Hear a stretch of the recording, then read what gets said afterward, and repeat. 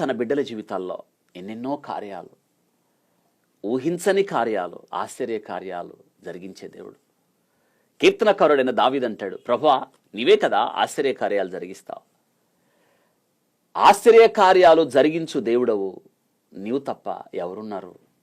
నిజమే కదా. ఒకసారి మన జీవితాలను ఆలోచించినప్పుడు, మన జీవితాలను ఒకసారి మనం ప్రయాణము చేసిన తీరుతెన్నులు ఆలోచించినప్పుడు ఎన్ని కార్యాలు చేశాడు దేవుడు. ఎన్నెన్నో కార్యాలు కదా, ఊహించని కార్యాలు మన జీవితంలో దేవుడు చేశాడు. ఇశ్రాయేలీలు దేవుడు చేసిన ఆశ్చర్య కార్యాలు, దేవుడు చేసిన మేలులు మరిచిపోయినప్పుడు దేవుడు సమూయేలును పంపిస్తాడు. సమూయేలు వచ్చి అన్నాడు, ఓ ఇశ్రాయేలీలారా, ఆయన మీ కొరకు ఎన్ని గొప్ప కార్యాలు చేశాడో అది మీరు తలంచుకొని నిష్కపటులై ఆయనను సేవించుట ఆవశ్యకం అంటున్నాడు. నిజమే, మన జీవితాల్లో కూడా ప్రభు చేసిన కార్యాలు అన్నీ జ్ఞాపకం చేసుకొని ఆయన్ని సేవించుట ఆవశ్యకం. ఆశ్చర్య కార్యాలు, ఎన్నెన్నో ఆశ్చర్య కార్యాలు జరిగించాడు, జరిగిస్తున్నాడు, జరిగించబోతున్నాడు కూడా. అవును కదా. నువ్వు నమ్మితే దేవుని మహిమను చూస్తావు అని. దేవుని ఆశ్చర్య కార్యాలు అన్నీ నీ కాదు. 107వ కీర్తనలో మీరు చదివినప్పుడు తన బిడ్డల పక్షాన దేవుడు చేసిన ఆశ్చర్య కార్యాలన్నీ నీ కాదు. ఆ కీర్తన అంతా కూడా చదివినప్పుడు మరింత కృతజ్ఞత భావంతో మన హృదయం నిండిపోద్ది.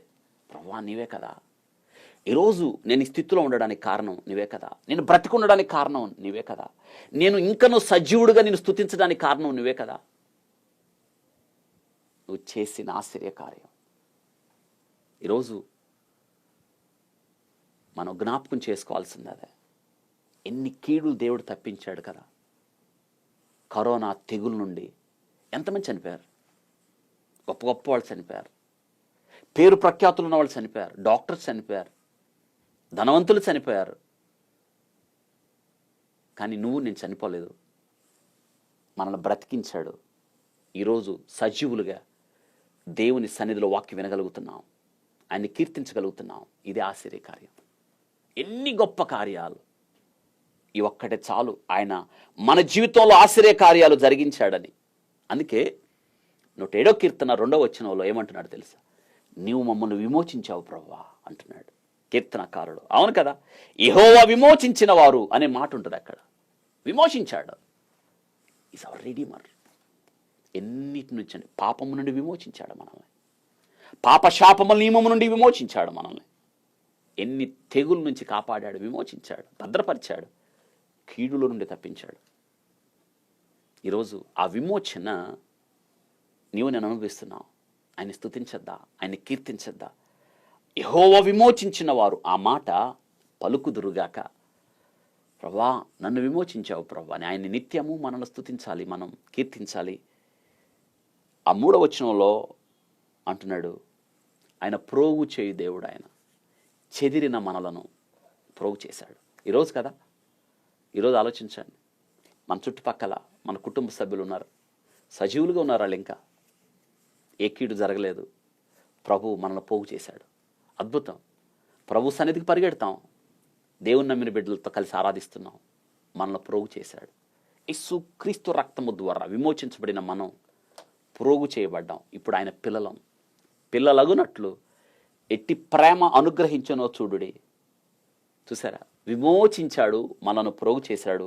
6వ వచనంలో ఉంటుంది, ఆయన మనలను విడిపించెను, కీడులో నుండి విడిపించాడు.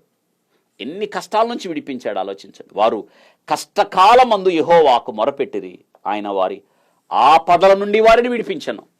విడిపించే దేవుడు ఆయన. కష్టకాలాలు, దుఃఖకాలాలు, దుర్దినాలు, కీడు, వాటన్నిటి నుండి దేవుడు విడిపించాడు. 7వ వచనంలోనే ఉంది, విడిపించాడు, నడిపించాడు. ఇశ్రాయేలీయుల్ని అరణ్య మార్గంలో 40 సంవత్సరాలు నడిపించాడు. ఇన్ని సంవత్సరాలు మన జీవిత ప్రయాణంలో ప్రభు మనకు తోడుగా ఉన్నాడు. నడిపించే దేవుడు ఆయన. విడిపించాడు, నడిపించాడు. ఆశ్చర్యం ఏంటో తెలుసా? ఆ 9వ వచనంలో ఏముందో చూడండి. అక్కడ ఆశ కలిగిన ప్రాణంను తృప్తిపరిచాడు. లోకంలో ఎక్కడా తృప్తి లేదు, తృప్తిపరిచను. ఈరోజు ఆశ కలిగిన ప్రాణం మనల్ని ప్రభు తృప్తిపరిచాడు, మేలుతో నింపాడు మనల్ని కదా. ఇంత గొప్ప ఆధిక్యత లోకంలో ఎవరికైనా ఉందా? కేవలం విమోచించబడిన మనకి, ప్రోగు చేయబడిన మనకి, ఆయన పిల్లలుగా పిలువబడిన మనకి. ఆయన అంట 20వ వచనంలో రాయబడింది, ఆయన తన వాక్కును పంపి వారిని బాగు చేసిన. తను బాగు చేశాడు. కొంచెం కూడా స్వస్థత లేదు, బాగు చేశాడు. గుండె చెదిరిన మనల్ని బాగు చేశాడు.